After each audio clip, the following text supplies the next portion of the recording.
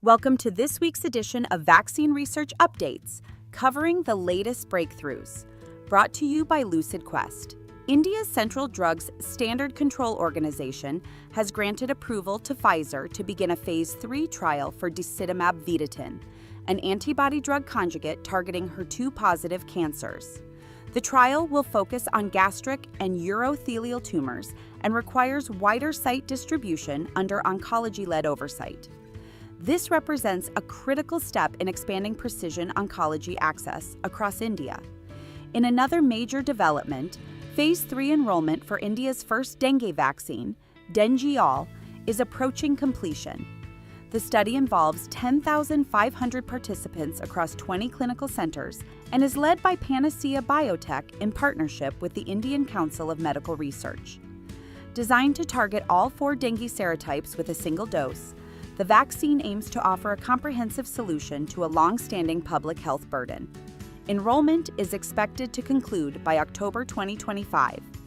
Osivax has reported positive safety data for its universal flu vaccine candidate, OVX836, in a Phase 2A trial. The vaccine was co-administered with GSK's Fluarix Tetra and showed strong nucleoprotein-specific immune responses in all participants. These findings reinforce the potential for broader, longer-lasting flu protection through dual administration strategies. The University of New Mexico has initiated a Phase 1A/1B clinical trial of a tau targeting Alzheimer's vaccine. The investigational vaccine uses virus-like particle technology and demonstrated cognitive improvement in animal models. The trial will assess both safety and immune response to tau proteins, which are implicated in Alzheimer's progression. Funded by a $1 million grant from the Alzheimer's Association, patient enrollment is slated for early 2026. GSK has filed an application with the U.S. FDA to expand the use of its respiratory syncytial virus vaccine, RSV, to at-risk adults aged 18 to 49. This follows strong Phase 3B data. The FDA is expected to make a decision in the first half of 2026. Approximately 21 million Americans under the age of 50 are considered at risk for RSV complications, making this potential approval highly significant. Moderna's Spikevax has received full FDA approval for use in at-risk children aged 6 months to 11 years. Previously authorized under emergency use, the mRNA vaccine is now fully licensed for pediatric use. It offers critical protection for children with underlying conditions against severe outcomes of COVID-19, marking a milestone in pediatric vaccine coverage.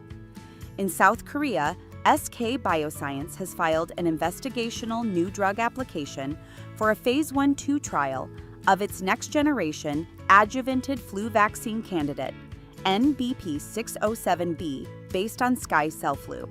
This is the first Korean IND for a flu vaccine designed to deliver enhanced immunogenicity with an adjuvant system.